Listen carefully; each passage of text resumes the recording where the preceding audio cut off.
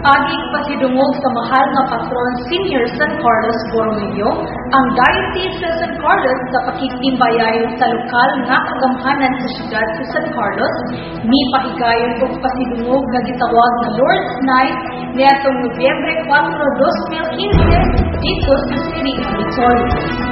Kinitipik sa pagsaulog sa kapistahan ni Senior San Carlos niadto usab nga adlaw lakip sa mapasidunggong pinaagi sa ilang pag-awit ug pagsayaw moang maluloy-on GKK, Youth for Christ, Catholic Youth Evangelical of the Philippines, Teatro de Ubuntu ug ang Synergy.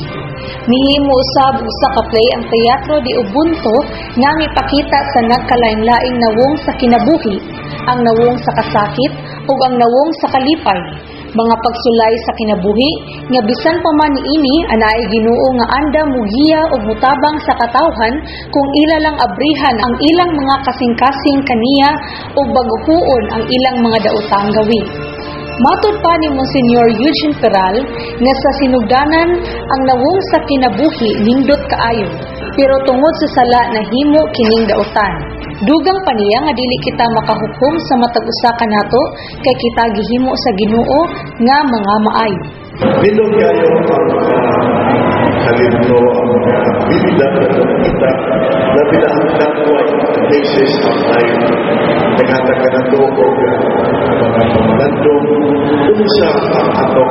Samtang si Mayor Gerardo P. Valmer Jr. sa iyang mensahe, nagkanayon nga bilang mayor sa siyudad sa San Carlos, siya gahandom gayud sa tabang ug sa mga pag-ampo sa matag usa nga ania sa siyudad sa San Carlos, diin magtinabangay, magpakabana labi na sa mga challenges nga giatubang matag adlaw-adlaw.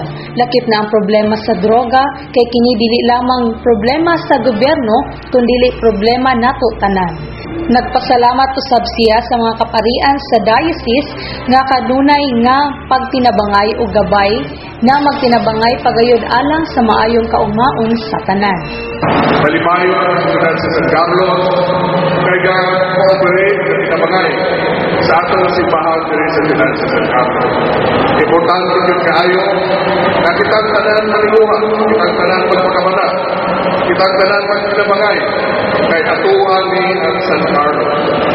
Gahandong kinapin ko sa tabang mga pag-ampo kanatong tanan kakitang tanan sa siyudad San Carlos pagtinabangay yapon magpakabana yapon labi na yun sa mga challenges kaya ginaatubang na ito adlaw-adlaw. Problema na ito sa droga, kakatayo yung police at simbahan.